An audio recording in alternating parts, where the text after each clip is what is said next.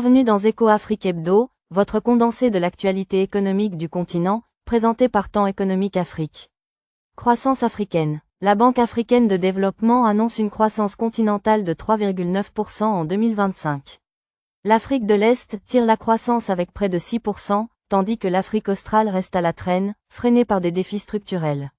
Afrique du Sud. En Afrique du Sud, la Banque mondiale accorde un prêt de 1,5 milliard de dollars pour soutenir la transition énergétique. Malgré cela, la croissance reste faible, à peine 1,2%. Les investisseurs réclament une cible d'inflation plus stricte pour relancer la confiance. Kenya. Au Kenya, la colère monte, la jeunesse descend dans la rue contre les hausses d'impôts.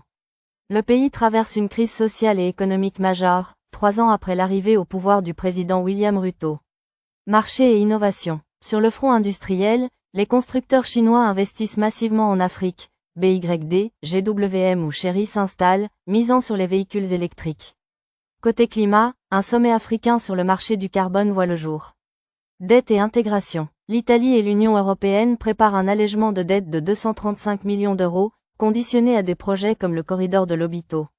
À la CEDEAO, Julius Maada Bio prend les rênes avec la relance économique comme priorité.